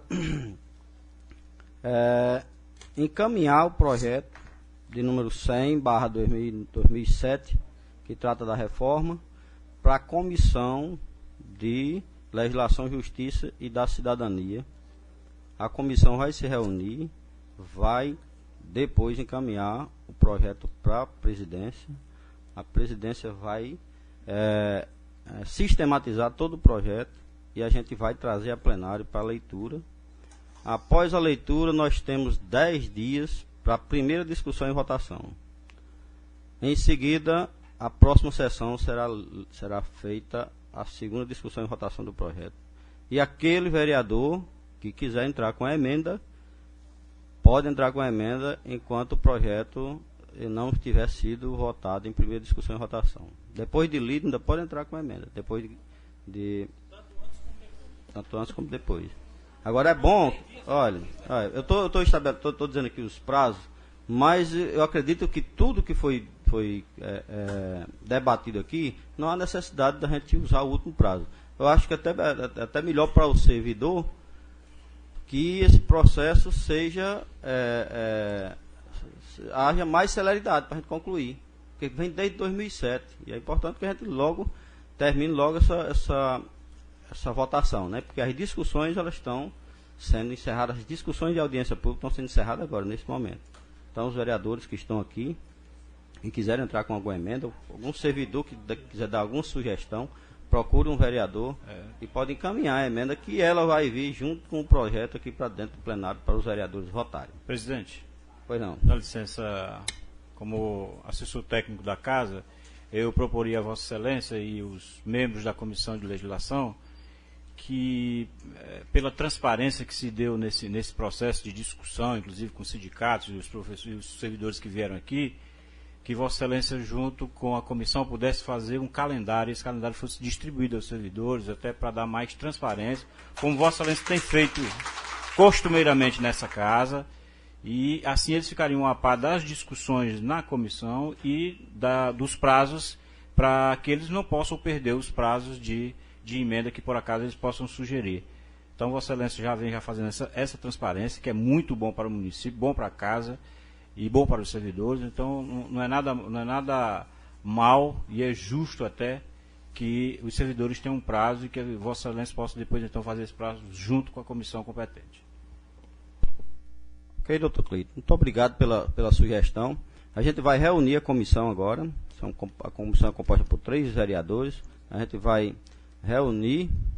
Agora o presidente está faltando, né? É João Viana. Mas na próxima semana a gente vai estar reunindo a comissão aqui e a gente distribui o calendário para que vocês possam acompanhar direitinho e não venha a perder nenhum desses prazos. Ok? Então eu queria agradecer a presença de todos vocês, a participação do Dr. Fried, da Irinélia, professor Irinélia, professor Antônio Marcos, Dr. Rubens, de alto nível, todos aqui, graças a Deus, a gente tem procurado se manter bem atualizado na lei, que é para que a gente possa debater depois todas as discussões que a gente está tomando aqui na casa. Então aqui a gente dá por encerrado toda a discussão de audiência pública sobre a reforma do Estatuto que trata o projeto de número 100/2009. Tenham todos uma boa tarde, muito obrigado.